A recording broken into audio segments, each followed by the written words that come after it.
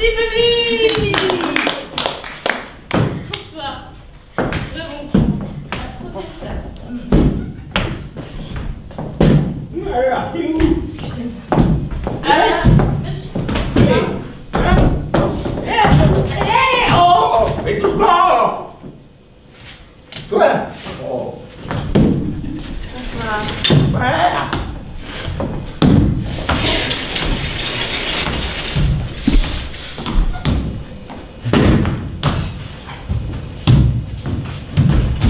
C'est plus vite, moi.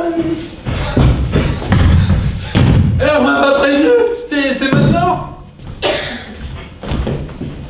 Fallait me prévenir, moi, j'étais aux toilettes. Mais jeune homme, on a que faire, mais je me disais, enfin, qui êtes-vous? Raoul, frère de Clotilde. Putain. Allez. Professeur, commencez. Oui. Ah, pardon, oui. Ah.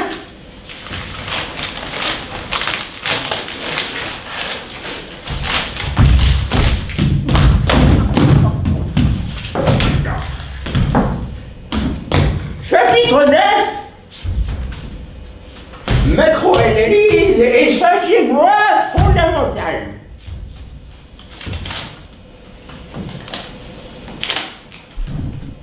La conclusion du précédent chapitre nous mène à une macro-analyse où, au lieu de se limiter au bien-être d'un individu, on envisage le bien-être de la société tout entière.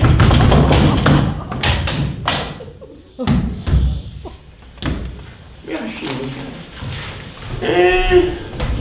Faut faire attention aux papilles, hein. Non mais dis donc! En foutrais, grand-mère, non? Les gens de Oui, j'attends, oui, oui, dans ce contexte, comme la somme algébrique des conditions individuelles, une pleine compréhension de la cinquième loi fondamentale est essentielle à l'analyse. Soit dit entre parenthèses, des 5 lois fondamentales, la cinquième est sans aucun doute la plus connue et l'autre. Et son corollaire est très souvent cité. La cinquième loi fondamentale énonce que l'individu stupide est le plus dangereux. Le corollaire de cette loi énonce que l'individu stupide... Non. Si, professeur, l'individu. Ah oui, l'individu stupide est encore plus dangereux que le bandit. Oui. Voilà.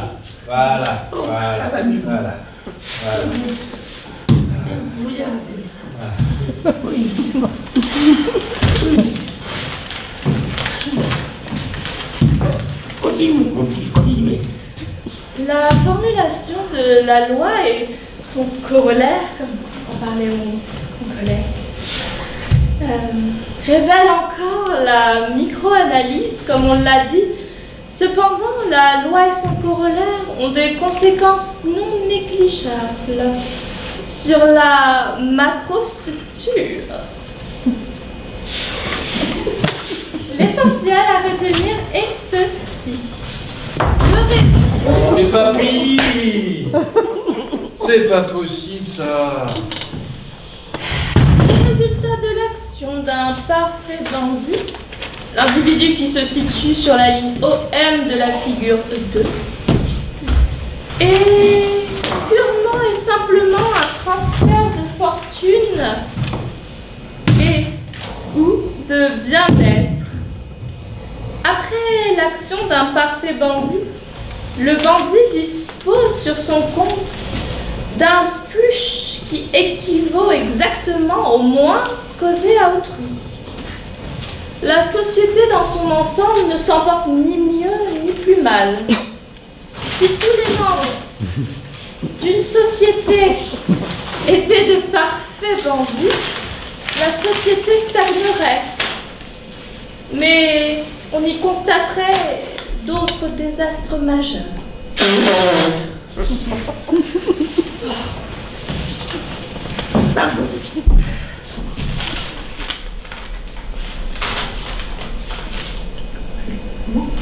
Non. L'économie se limiterait à d'énormes transferts de richesses et de bien-être en faveur de ceux qui agissent. Surtout les membres de la société agissaient à tour de rôle. Non seulement la société dans son ensemble, mais aussi les individus se trouveraient dans une situation parfaitement stable, excluant tout changement. Quand les gens stupides sont à l'œuvre, c'est une autre histoire. Non? Voilà. Elle a perdu le chausson, le pépé. Les gens stupides causent des pertes aux autres, sans gain personnel en contrepartie. La société dans son ensemble est donc appauvrie.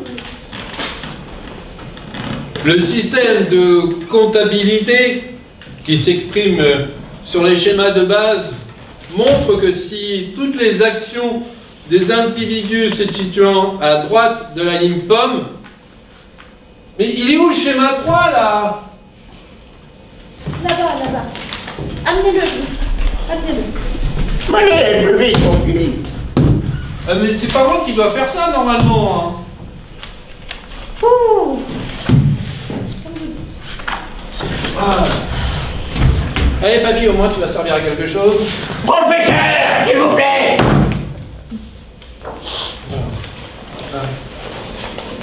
Comme ça, au moins il sert à quelque chose. Donc, la ligne pomme, hein, ajoute au bien-être d'une société à des degrés divers les actions de tous les individus situés à gauche de cette même, par là, de cette même ligne pomme entraînent une détérioration. Oui. En d'autres termes, les crétins à tendance intelligence zone C, les bandits à tendance intelligente, la zone B, et surtout les intelligents, les intelligents, la zone I, contribuent tous à un degré divers à accroître le bien-être d'une société. En revanche, les bandits à tendance stupide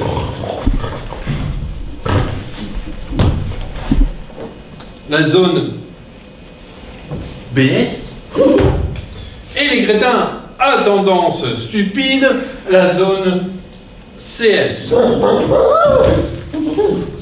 Ça va aller, papy, ça va aller.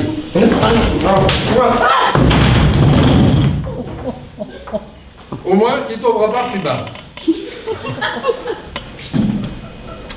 Renforçant encore la puissance destructrice de ce dernier groupe.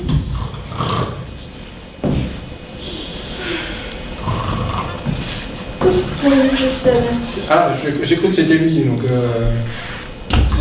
c'est à vous? Tout cela inspire quelques réflexions sur le fonctionnement des sociétés. Selon la deuxième loi fondamentale, la fraction des gens stupides est une constante sigma, qui n'est affectée pas par le temps, ni par l'espace, ni par la race, ni par la classe, ni par aucune variable socioculturelle ou historique. Ce serait une grave erreur de croire que le nombre d'individus stupides dans une société sur le déclin est plus grand que dans une société en plein essor. L'une comme l'autre souffrent du même pourcentage de membres stupides. La différence tient à ce que, dans la société moins performante, petit a, les autres individus laissent les stupides être plus actifs et accomplir plus d'actions. B. On remarque un changement dans la composition de la sélection de Bernadette, ça. Allez, papy, debout. B. On remarque un changement dans la composition de la section non stupide avec un déclin relatif des populations des zones I, CI et BI et une hausse proportionnelle des populations CS et PS. Ce présupposé théorique est amplement confirmé par une analyse exhaustive des cas historiques. En fait, l'analyse historique nous autorise à reformuler les conclusions de manière plus factuelle, avec des détails plus réalistes.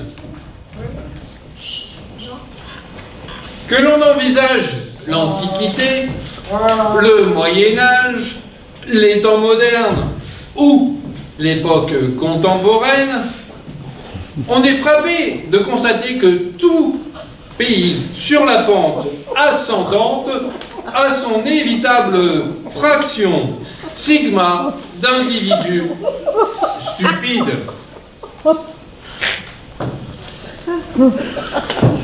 Le pays en plein essor compte aussi un très fort pourcentage de gens, évidemment, intelligents. Ouais. Qui réussissent à tenir en respect la fraction sigma et en même temps à garantir le progrès en produisant assez de gains pour eux-mêmes et pour les autres membres de la communauté. Dans un pays sur la pente descendante, la fraction d'être stupide reste égale à sigma. Cependant, dans le reste de la population, on remarque parmi ceux qui détiennent le pouvoir une prolifération inquiétante de bandits à tendance stupide. Sous-zone BS de la zone B, figure 3. Bah, je sais pas. Ils sont où les schémas? Et parmi ceux... Bernadette! Criez pas, c'est pas ça. Bernadette! Plus fort, je sais rien. Qu'est-ce qui se passe encore? On comprend rien. Les schémas! Et parmi ceux qui ne sont pas au pouvoir, Ils ont perdu les schémas. une augmentation tout aussi inquiétante du nombre de crétins, zone C du schéma de base, figure 1. Ils ont perdu les schémas. Ce changement dans C'est le schéma de Bernadette. ce changement dans la composition C'est Bernadette. de la population T'as perdu ta lumière.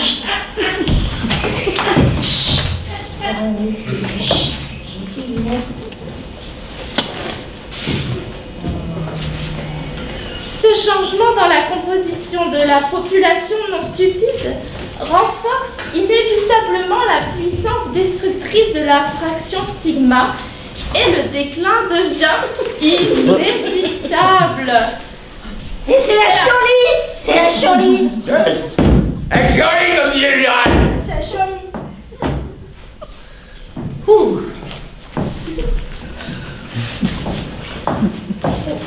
On peut aller se coucher? Allez boire un petit coup. Viens, boire un petit coup. Allez, Non, Merci. allez, papy, on va On aller va se coucher. peut-être pas intervenir pour les questions, on va peut-être faire directement l'épilogue. Hein. Je propose qu'on. Voilà, Oh, on... les Merci. questions, les questions. On va faire venir les Merci. questions tout de suite. Pas de questions, bonjour. Voilà, on prendra pas de questions cette fois-ci. Hein. C'est nous l'épilogue. Et voilà, on arrive à la fin de notre conférence. Vous pouvez sortir s'il vous plaît là. Mais s'il vous plaît. Donc on arrive à la fin de notre conférence. J'espère qu'elle vous sera utile dans l'avenir. Et justement, nous avons un petit livre à vous présenter. Les lois fondamentales de la stupidité humaine. Et vous trouverez dans ce petit livre plusieurs schémas de base, tels qu'on vous les a présentés. Ah, ils sont là, les schémas là. Voilà. Et donc, vous pourrez les utiliser pour noter les actions d'individus ou de groupes auxquels vous aurez affaire. Cela vous permettra d'établir une évaluation utile des individus ou groupes étudiés et d'agir de façon rationnelle. L'édition privée de 1976 était précédée de cette note de l'éditeur rédigée par l'auteur. Je vous laisse. Merci beaucoup.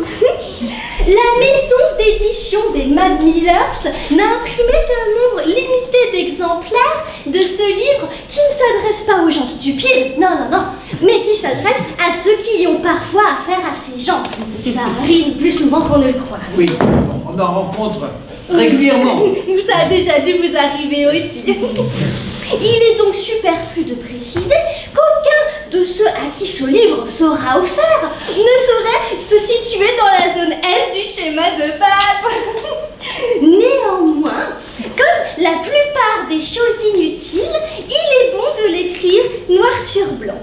Car, comme dit le philosophe chinois, l'érudition est la source de la sagesse universelle. Mais il arrive que parfois, elle soit source de malentendus entre amis. Merci beaucoup, messieurs, dames. Merci beaucoup à vous.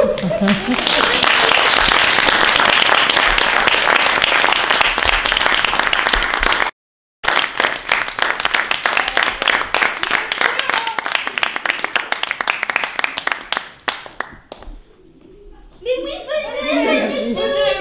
C'est fini? Professeur.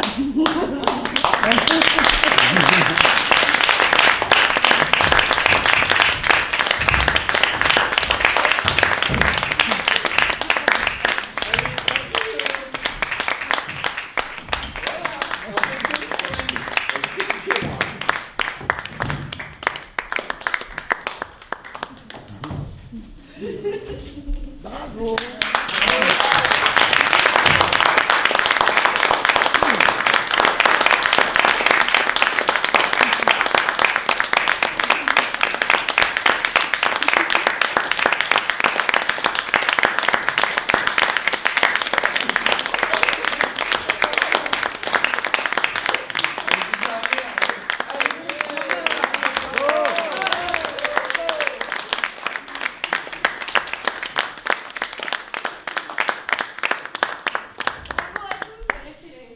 Et merci au public d'avoir suivi avec tant de concentration cette conférence.